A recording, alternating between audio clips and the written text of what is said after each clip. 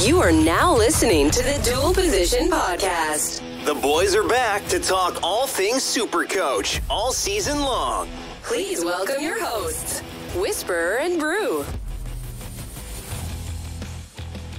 We managed to get the Cowboys out of the way somehow, and the morale is still high when it comes to the Dual Position Podcast because over the next week and a half, we have some pretty fire teams to look at, teams including the likes of the Roosters, the Penrith Panthers, the Rabbitohs, and the team we're going to touch on today, as much as they are a laughingstock amongst the community, they are a relevant Supercoach side. They do have runs on the board when it comes to the NRL, and that is the Parramatta Eels, the pride of Parramatta, the pride of Bank West.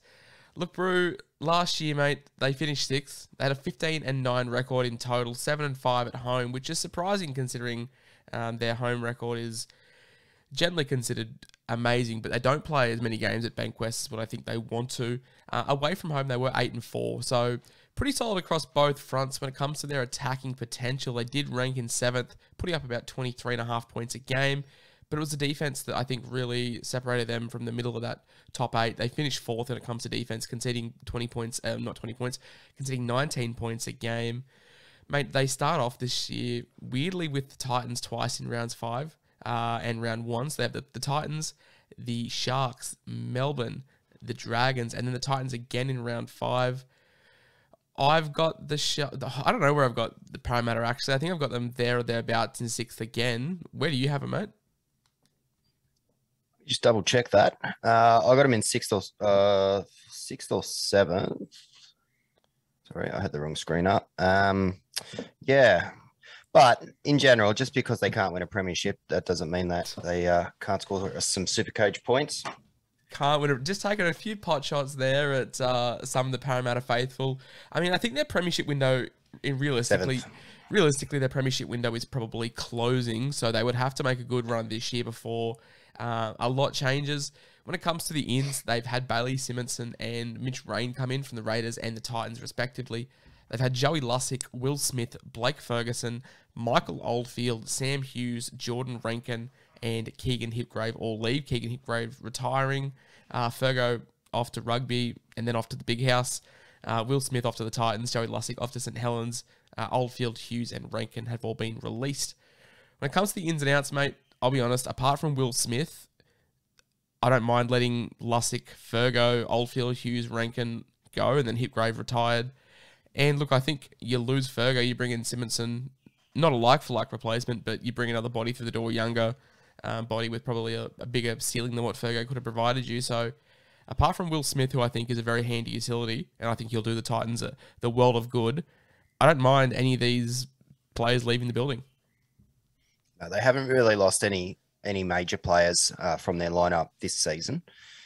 I still don't mind their 13. This is a side that beat Melbourne twice last year, but I do think it's a side that's on the decline, and I personally think the premiership window is closed.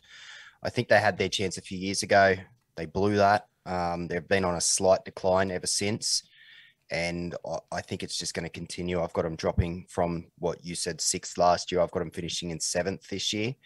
They could go better than that. They could go worse than that, but I think they'll be there or thereabouts, same as last season.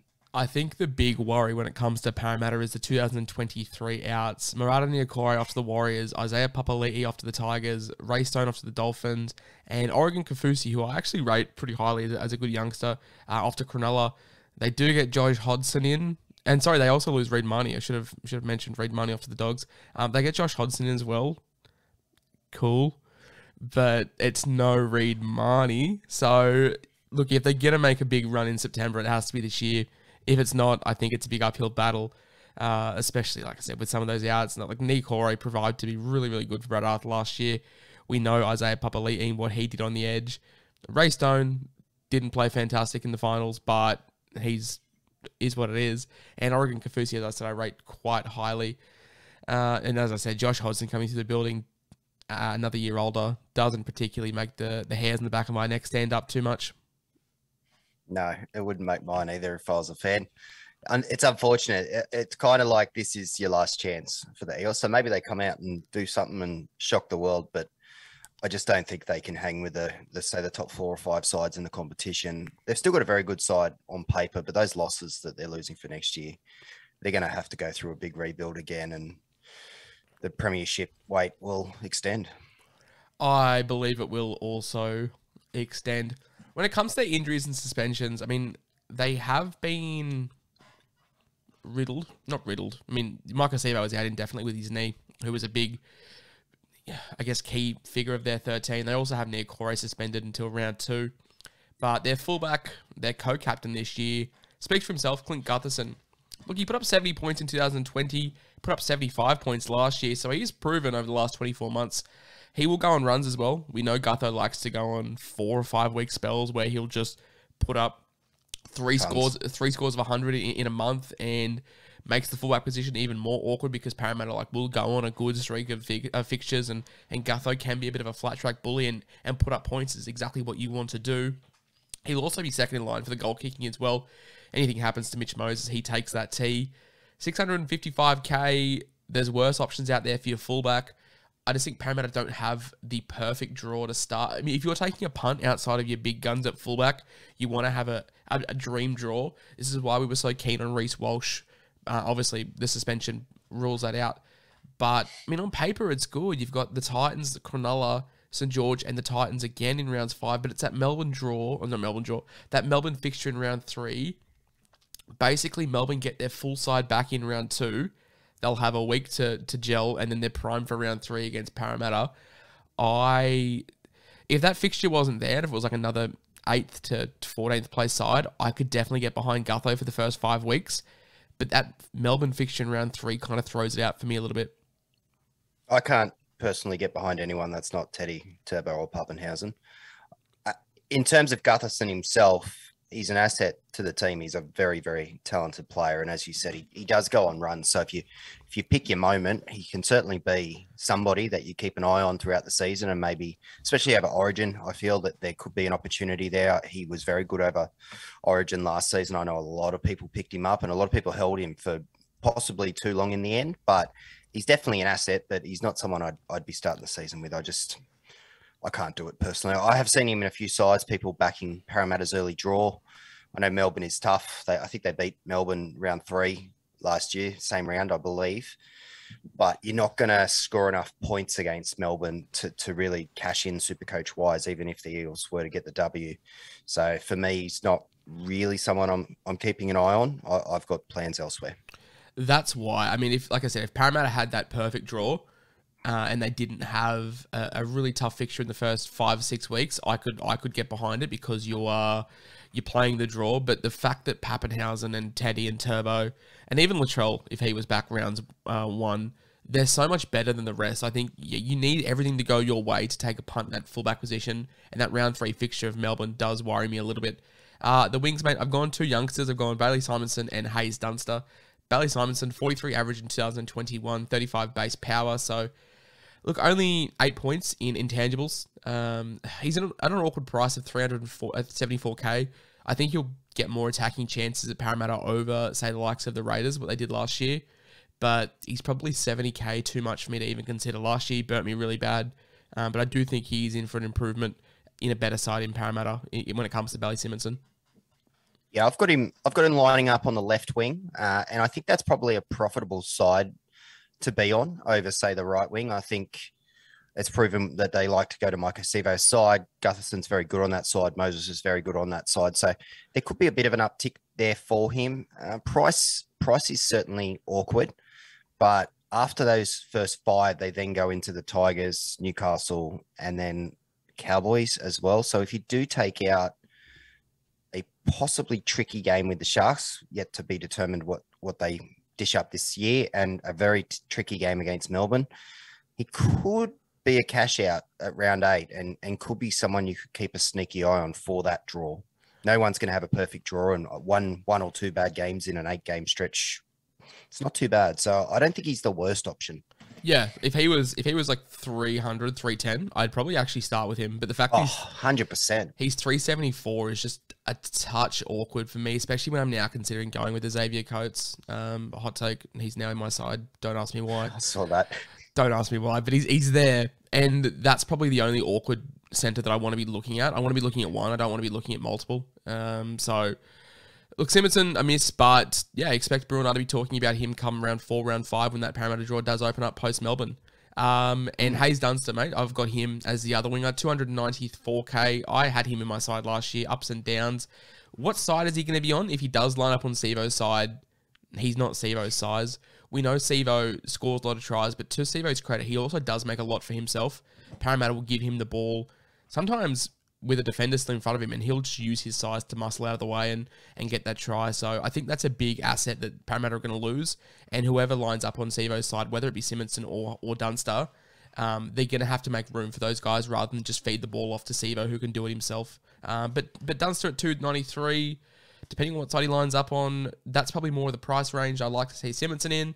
And yeah, I mean, I'm more keen on Dunster at 80k cheaper than Simonson. He's a guy that I haven't yet put in my side, but he's a guy that could very well be there come TLT once I see that he's named. His base isn't fantastic.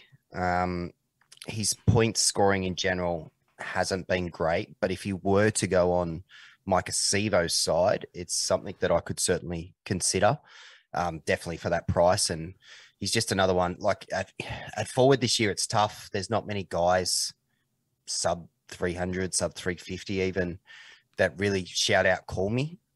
So there's certainly an option where you can really cash in the backs and take a lot of these guys as opposed to having nuffs.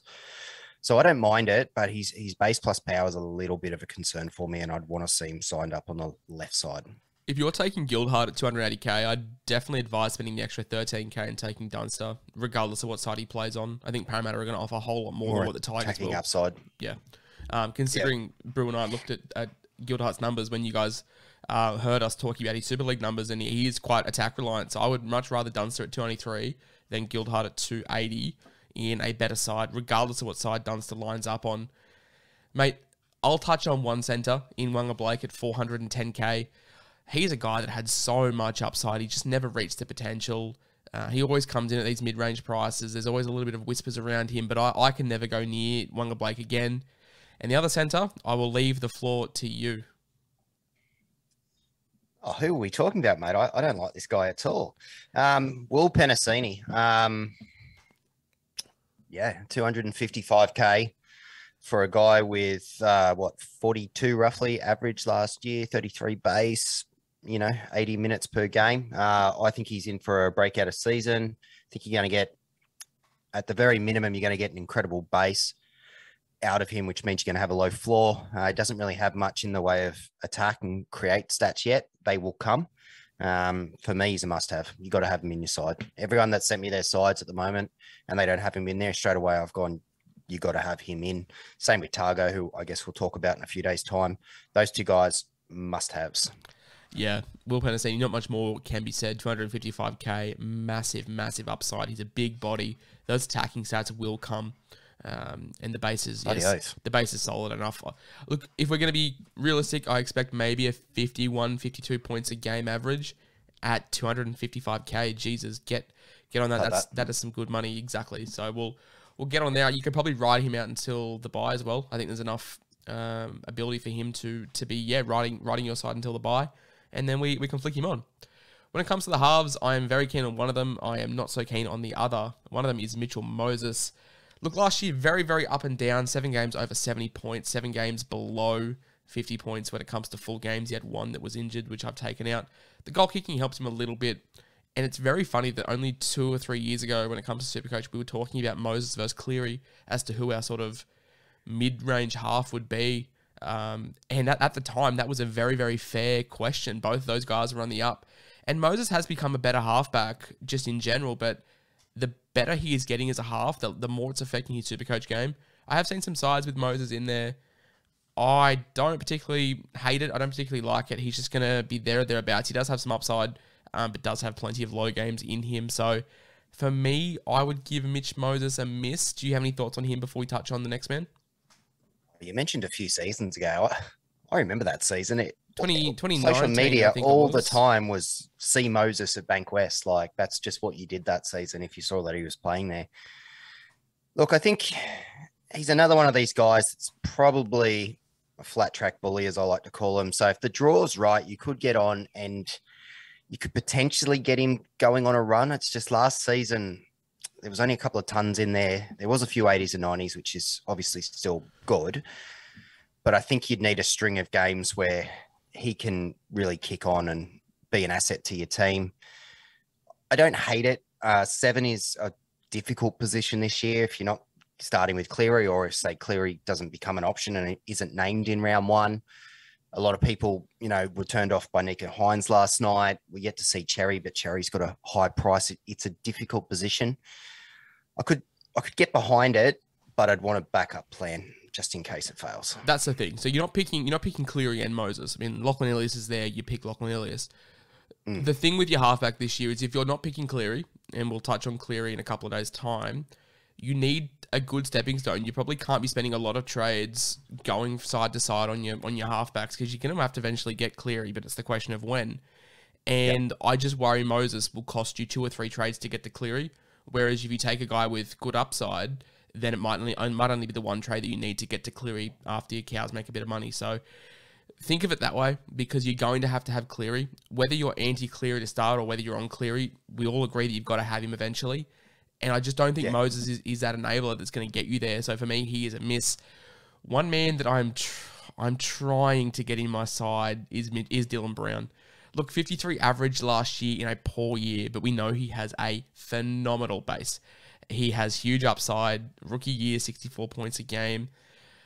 I think it comes back to closer to that. His base is, like I said, I can't speak high enough on that. And he does possess the upside. I'm big on him. He's probably just 30, 40K more than what I want to spend, but I am so keen on Dylan Brown. 37 base is the number you're looking for, and the highest by a distance, really. If you're comparing apples with apples and actual 5/8s, easily the highest. So we know he's got an excellent floor. He had F-all attacking stats last year. Surely that changed. You can't be a 5'8" in the NRL and have no attack to your game. So I think that's probably something they've worked on heavily over the summer. I think there'll be an uptick. I think he could go worst case closer to 60 this year, 58 to 60 worst case. And, if we see the Dylan Brown that we thought we were going to see last year, 70, could be a 60 plus, could be a 65 plus 70, guy. yeah. So I think he's probably there or thereabouts at his bottom dollar. So I don't think he's going to hurt you too much beyond, say, a trade. I'll also say that I mentioned it before. He's not going to get a much better draw over the first 8 weeks to start the season. So if you are a risk taker and you do like a bit of a flaw in your risk, Dylan Brown's your guy. I just think it like we always talk about 10 points of value, and I feel like there is just 10 points here. Like Dylan Brown at 53 is the lowest you'll probably ever see him. And with all the potential in the world he's got, he could go as high as like 70 points a game. Not saying that he will, but like he's definitely got that in him. After going like 63 or 64 points in his rookie season, I definitely think like he could break those sort of numbers. That's going to round out the Pigs. Gutho, Simonson, Dunster, Penasini, Blake, Brown, and Moses. Brew and I have agreed on all of them. We just don't know what side Simonson or Dunster is going to line up on. When it comes to the Pigs, I also think they kind of pick themselves. I mean, I've got RCG and Junior Paulo as my middlemen, with Reed Marnie in between those two. Yeah, I think we're going to have the exact same 17, to be quite honest with you. Junior Paulo, can kind of get behind it, but he was a little bit frustrating at the start of last season. I know he was the hot ticket at the start of last season. Everyone ended up jumping on, and then it was a bit, which Paulo are we going to get today? Solid enough numbers, but I just think there's more than enough options at front row forward this year that you probably don't need to go there. We're getting a few more that seem to be popping up in recent times, i.e. Safidi, who we spoke about a few days ago. So Paulo's a very good player. From an NRL perspective, he's an excellent player and an asset to that club. I wouldn't hate picking him in your front row. I just think you're probably asking yourself for a trade that you might not have to make if you pick your forwards right to start off.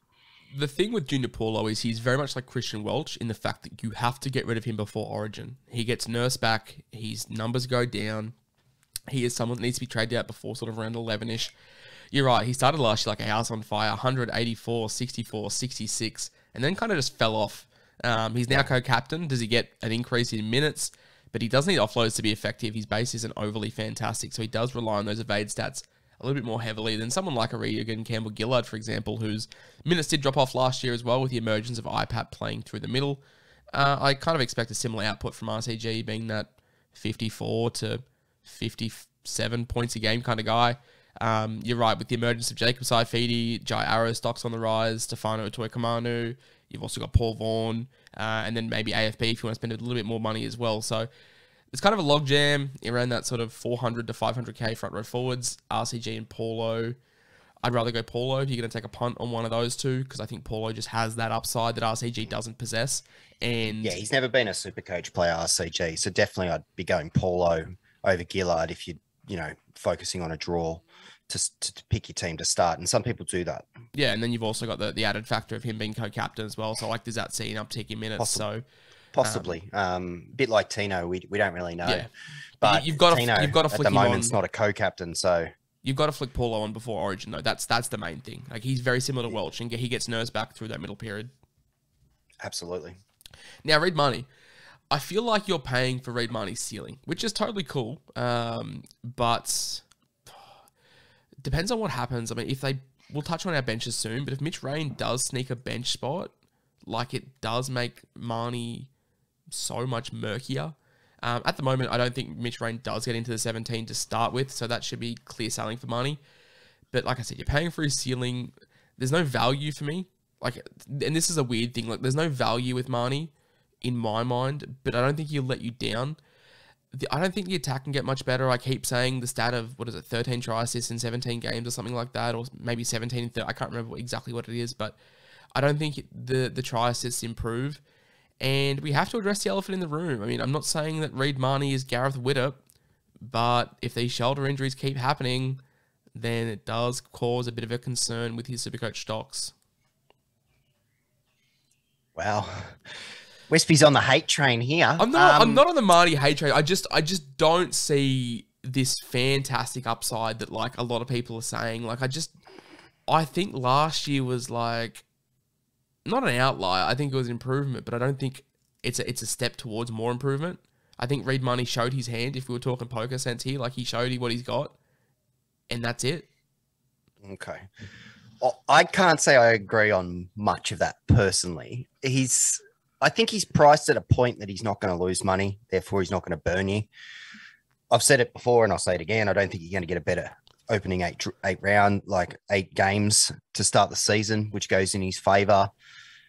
He averaged 72.5 in 80-minute games. So his average minutes were 68. So if he does get the 80 minutes, he's going to make money. And I believe that he'll average, 72 to 75, similar areas to what Grant will. Did last season. I was going to say, whoa. I'm not talking potential and ceiling here, sorry.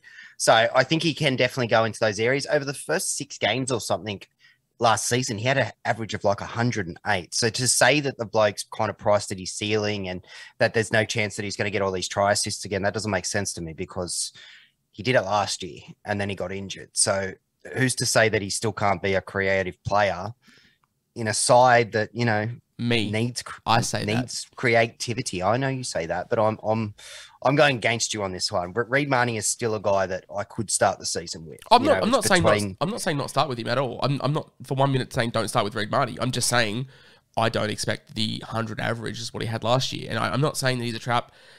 That's far from what I'm saying. I'm just saying I don't really see a whole lot of value there. I think he'll just be there as to what he was last year when it comes to overall average, which is, 68? I think he averaged last year. So if someone's priced under 600 and giving you a 68 average, you wouldn't be happy with that? Not when you've got Harry Grant that I can spend 40 grand more on, no. Not when I can spend, not when I can buy Damien Cook, who possesses far more upside. Maybe. That's where my thinking is. I think there's 2 better hooker options than Reed Marnie for very, very similar price brackets, and also the shoulders do concern me. Back rowers. Now, you say we don't have any differences in our side. I think we have one difference here, and rounds 23 to 25 last year basically kind of reaffirmed this. When there was no Ryan Madison and Brad Arthur needed a back rower, he didn't go towards Isaiah Papali'i. Isaiah Papali'i, he has come out and said that he likes to play in the middle. Brad Arthur wants him to play through the middle. And I don't see him starting, which is maybe a little bit controversial. I do have the very mundane Sean Lane starting at one back row position. And Ryan, what about the biceps on him, Madison starting on the other? No room for IPAP, because it does concern me that he wasn't used last year when they needed him to, and he was used through the middle. So I have Lane, who, look, he could be dropped at a moment's notice. There is no security around his position at all. We know that IPAP is there. There's no guarantee that Lane even starts. So for me, Lane is not an issue at all. However, Ryan Madison, I am so hard for. He had a down year last year due to HIAs. We know that. But he averaged 75 points a game playing over 70 minutes on the right edge. Brad Arthur did this weird thing where they played him on the left and it just was weird, and they moved him back to the right. And he was phenomenal. He was so good. He's priced at $569K. And if TPJ wasn't dual, we wouldn't be talking about TPJ. We'd be talking about Maddo. I am so keen on Maddo. I would apply to be his personal masseuse if I could. He is... I am very, very high on Maddo stocks this year, mate. Clearly. Sounds like you need to have a cold shower. I do. My desk is just raised an inch or two off the ground. As high as it'll go. Madison... Sorry. First of all, I got to say, on the bicep index, Madison's a 10 out of 10. That guy's arms are freaking phenomenal.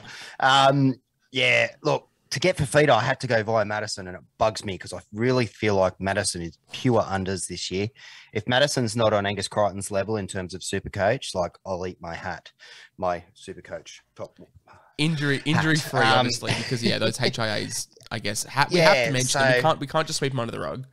In terms of Papali'i, I get, don't let the door hit you on the way out, but Sean Lane's a headless chook. The bloke's a Gumby. I really don't want to see him starting for the Eels. Surely. You think I went hard on Red Money? Jesus Christ. It won't be the first time, won't be the last time that I give Sean Lane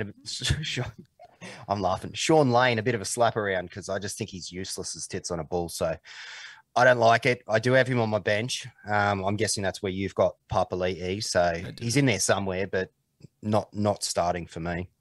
Fair enough. So Maddo, you would touch on him saying that close to Crichton levels, and I generally believe that. If he stays fit, 75 points a game, that is elite at less than 570K.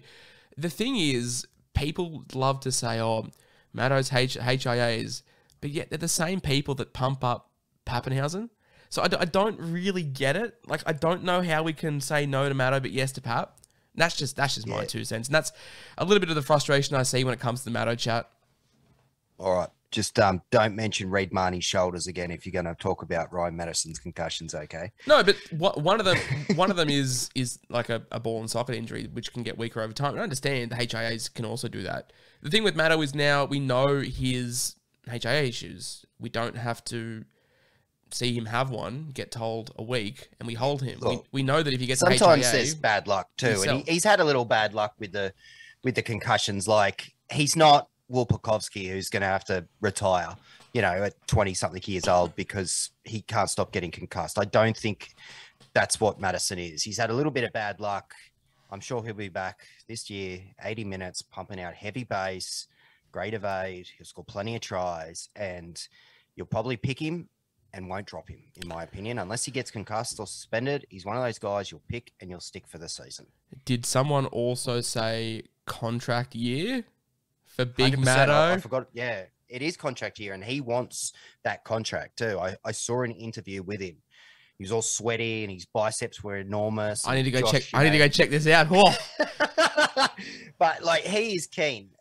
He's keen. He's ready to go, and I'm really high on Madison this year. So, and even if Parramatta thumbs up, even if Parramatta don't want him, which is the reports, I think Maddo wants that fat bag for himself. So the only concern is there's been a few whispers that he's training at 13. I don't know if that's just him training there to have the option. If Brad Arthur, if anything happens to Nathan Brown, then Brad Arthur's got the option there.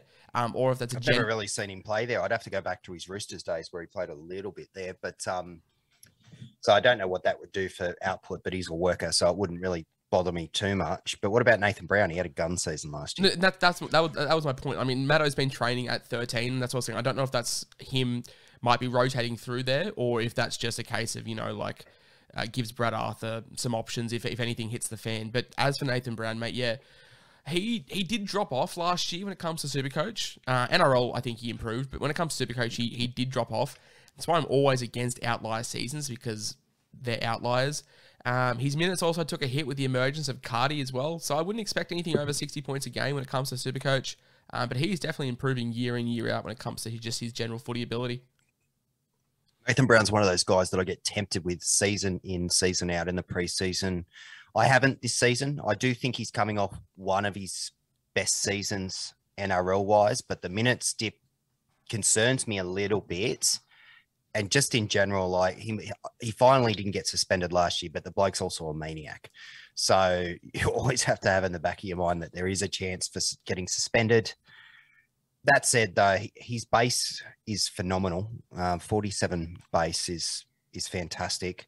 You could do worse than to pick him up. He'd be a solid, I reckon, about 60 would be the safe mark, give or take, 1 or 2 points. That's probably there or thereabouts as to what he will average. Yeah, I've got him closer to sort of 58. So floating between there is fine. He's added a new string to his bow. He's no longer just that hard man running through 13. He looked to be adding a bit of ball playing as well, which should hopefully help out my boy Dylan Brown. Let's move on. He got some try assists last year. Yeah, too, he actually. did. That's what I'm saying. I remember it. Yeah. Let's move on to our bench, and one man I'm really glad to see back playing good footy. That is Bryce Cartwright. New lease of life at Parramatta. He looked really good. He's my 14. I don't think the Eels will carry a utility, even though they have signed Mitch Rain. I think they just want the depth because they probably are concerned over Reid Marnie and his longevity. So who knows? But I'm really keen on Bryce Cartwright. The next man I've got is just Isaiah Papali'i. You have Sean Lane. I've also got Oregon Kafusi and Ray Stone as the backups on my bench. Yep. 1, 2, 3, 4. That's what I've got as well. So with the exception of Lane and Papali'i switching, that's my guys as well. So I don't really see any of those guys as super coach options, but as you said, Kafusi's a fantastic player and he's such a good pickup in my opinion for the Sharks. Cartwright started to show something last season that we thought, maybe he'd lost in his game. He was quite good for them. The errors seemed to reduce and he started to look, I wouldn't say a shadow because, the man was a super coach weapon, but he was getting back to good areas. So he'll definitely be in the 17. Sean Lane, as I've mentioned, just kick him to the curb, send him to the English Ship League for all I care.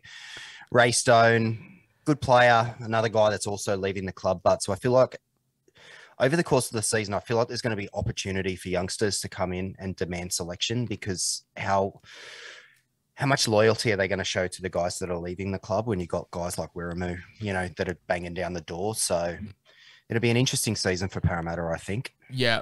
When Murata Niokore is back, I would have him coming in over Ray Stone. But yeah, is it Greg? Yeah, I don't know how to pronounce it. Yeah, he's a gun. Like he looked good last night in the All-Star game as well. So he's someone definitely knocking down the door for a spot. And absolutely. Yeah, some good Parramatta youngsters coming through. I think there's also I think he's Makatoa or Makatoa.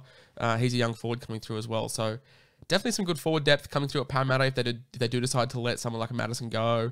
Obviously, you've got Papali'i leaving next year as well. So some good times to be a young Parramatta forward. That's going to wrap up our Parramatta preview. So we're pretty high on a couple of them. When it comes to, I like Hayes Dunster. We obviously like Will Panasini. I'm big on Dylan Brown. Brew is also. Reid Marnie, I am not. Brew is, though. And Ryan Madison, we are both throbbing over. I mean, we didn't touch on Isaiah Papali'i in the event that he starts. If he is locked in, to play big minutes on the edge, awesome. But the problem for me is he is so bad for Supercoach when he plays through the middle, and Brad Arthur likes to play him through the middle. So my bit of advice is I would just be avoiding Isaiah Papali'i last year. It's so much money to be spending on so much uncertainty. You can't, if we see him playing 80 minutes on the edge and scoring well, which he will score well, no doubts, then he's going to be a temptation. But I have too much fear to do it. And I also think he's kind of priced out of consideration to start. He's not going to be an 80-plus average second rower again. He averaged like 79, I think it was, at the end of last season. You know, that average got pulled down by that time that he did spend at prop. So he's just a wait and see for me. By all means, if he's, you know, after 4 or 5 rounds, if he's dropped a bit of cash and he's at, say, 550 or 560, and he looks like he's playing 80 minutes on the edge again and he's killing it, go for it. I've got no issues with that whatsoever, but I would wait and see because I can't see him not dropping in price early. Basically, my thoughts summed up. That's going to wrap it up for today's Parramatta podcast, guys. I have enjoyed this one. There's been some good talking points out of Parramatta, so hopefully you guys have enjoyed it. Hopefully we can steer you into a bit of value when it comes to Para. Mate, do you have anything else to add before we touch on the Penrith Panthers next episode? No, I'm looking forward to the Panthers episode, actually. There's quite a few guys that are going to be talked about. I'm sure they're going to be in a lot of Supercoach teams. No, that's good. All-Stars game last night. A lot of people shitting on Nico Hines, obviously. Britton Nakora. All of a sudden, I am very keen on Britton Nakora, especially if Hines plays. I actually looked up his price. Especially if Hines plays right. There's actually a few guys in the same price bracket as, because you got, I think, Taumalolo, Nakora, Tupanua. They're all in a similar kind of 10 to 15K price bracket, and they're all kind of options. So, yeah, Nakora was really good. His work rate was fantastic. We know he can run a good line. He was the standout player, in my opinion, last night from the contest. I know that Tarpany got the award, but I don't think if Tarpany doesn't score, then, yeah, I mean, Britton Nakora, he went between, I would have to go back and watch the game to score it properly, but it's somewhere between 65 and 77 points in 51 minutes, basically all in base 2. Nico Hines scored 66 for everyone online that were bashing him. It's still 12 points unders. Yeah, it is. I'm just trying to ramp her up as much as I can when it comes to Hines. I will say this, but it is concerning that Trindle looks like a much better goal kicker.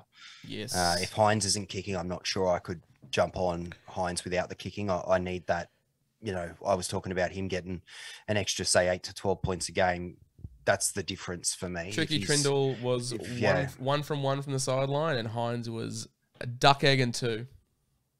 If Trindle's names to start the season in the 7 and say Hines plays in the 6 and Moylan's back on the 14, I'm gonna actually find it really hard not to pick Trindle because I'm a big fan of his. So I posted that. I mentioned him ages ago and then I didn't put him in the Sharks side. But after last night, I sat there and went, "How can you not pick this guy?" Yeah, I posted that. I posted that last night actually. Like at the moment, I have Cleary. I'm tossing up between it. But if Trindle gets named, it changes everything for me because I do rate Trindle highly. It depends on what side he plays. But we will touch on that when we, I guess, give our final teams. Mine's changing twice a day, so no point us spending 10 minutes talking about it now because by the next episode it's going to change drastically. I've been the SC Whisperer. I've been joined by Brewer C. As always, you've been listening to the Dual Position Podcast. We're getting very, very close to the season. Trials are done. Jordan Pierre looks like the greatest player of all time. Bye, guys. You stay classy.